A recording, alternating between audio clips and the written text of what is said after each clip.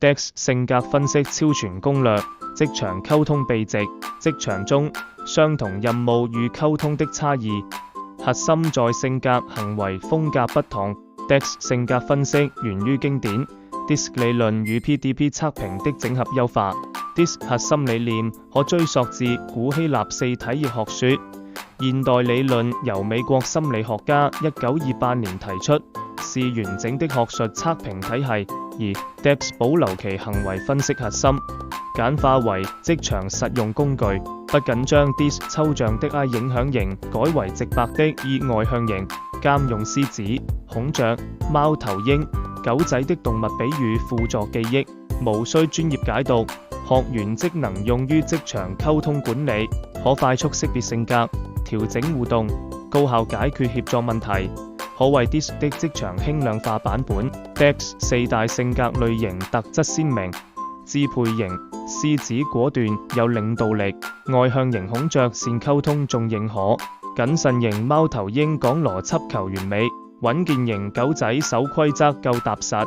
每種類型都有清晰的職場應對技巧與自我提升方向。四大性格類型，動物標籤一秒認人。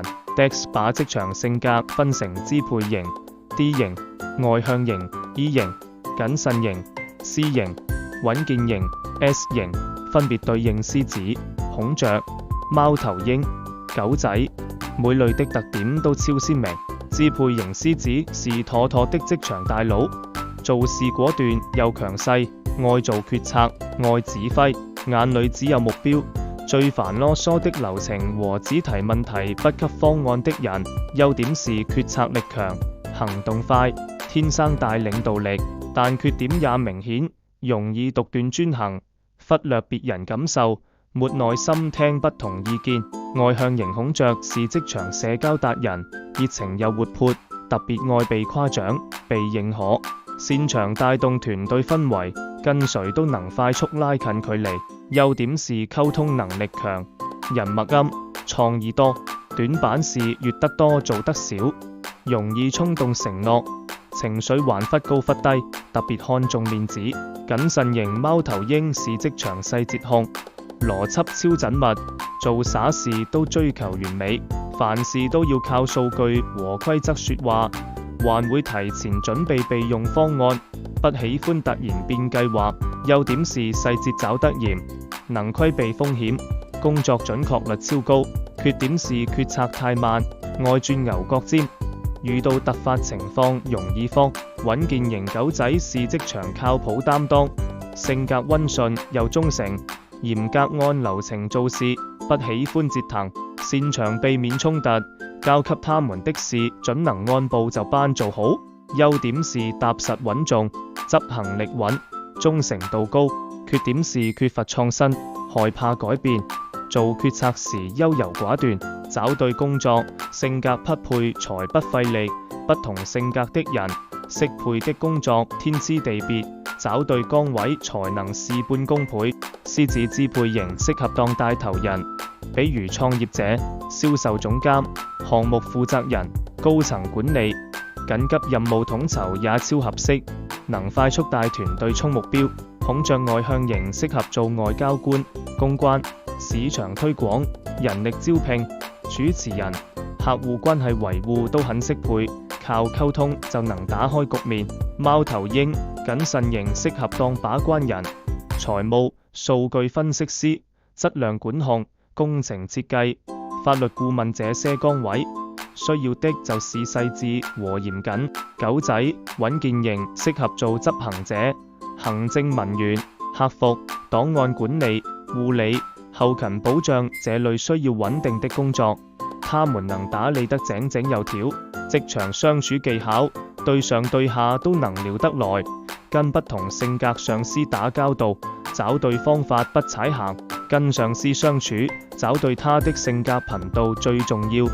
還有現成的溝通話術，直接用就行。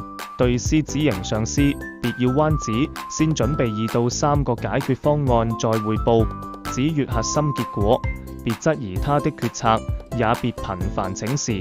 比如可以說，這件事有2個解決方案，我建議先執行方案 A，預計能達成 XX 目標。對孔雀型上司多公開誇他，匯報時帶動積極情緒，強調團隊和諧，適時把功勞歸給他。比如多區你的帶領，團隊凝聚力越來越強了。對貓頭鷹型上司帶齊證據再匯報，要附上數據、備選方案，詳細說執行步驟和風險防控，計劃變動要提前說明。比如這是數據報告與備選方案，風險點已標注。對狗仔型上司按規矩來，明確工作步驟和標準，及時同步進度，別突然變計劃。比如我按既定流程推進，現已完成 XX 環節。管理不同性格下屬，因材施教激活力。大團隊不是靠敲，要根據下屬性格調整方式，也有專屬話術可以直接用。管獅子型下屬，給足權限，明確目標和考核標準，不干涉執行細節，多分配有挑戰性的任務。比如這個任務交給你，目標是 XX， 具體執行方式你全權把控。管孔雀型下屬，多公開表揚，滿足他被認可的需求，分配需要溝通的任務，提醒他落地行動。比如你溝通能力太強了，這件事處理得很圓滿。管貓頭鷹型下屬，給清標準，明確截止時間和質量要求，提供數據支持，別頻繁催促。比如這份報告數據很詳實，辛苦你了，按這個標準推進。管狗仔型下屬，拆分工序，把複雜任務分成小步驟，給穩定的工作環境，多耐心鼓勵。比如這件事分3步做，第1步 XX， 第2步 XX， 我相信你能做好。團隊搭配，找對夥伴，效率翻倍，理想搭配，互補短板才靠譜。團隊協作講究強強聯合，合適的組合能讓1+1大於2。獅子型和貓頭鷹型，孔雀型搭貓頭鷹保細節控風險，孔雀抗人脈提動力，避免獅子衝動決策。孔雀型和獅子型，狗仔型搭獅子定方向做決策，狗仔踏實執行穩節奏，避免孔雀光月不練。貓頭鷹型和獅子型，狗仔型搭獅子推決策提效率，狗仔配合流程執行，避免貓頭鷹過度糾結細節。狗仔型和孔雀型，貓頭鷹型搭孔雀大活力助創意，貓頭鷹給標準做規劃，避免狗仔思維僵化。避雷組合，這些搭配別湊一起，有些性格組合天生容易內耗，一定要避開。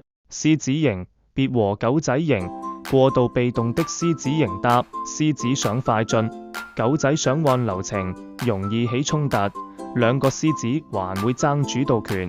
孔雀型別和貓頭鷹型，情緒化的孔雀型搭貓頭鷹的嚴謹會抑制孔雀的表達，兩個孔雀則會互相消耗。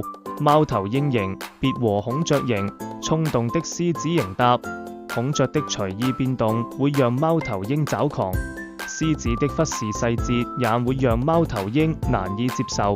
狗仔型別和獅子型，過度創新的孔雀型搭獅子的強制變動會給狗仔施壓，孔雀的跳脫節奏也和狗仔不匹配。最後說句大實話，DAX 性格分析不是給人貼標籤，而是幫大家讀懂彼此的行為風格。職場裏沒有好性格壞性格之分，關鍵是找對相處和搭配方式。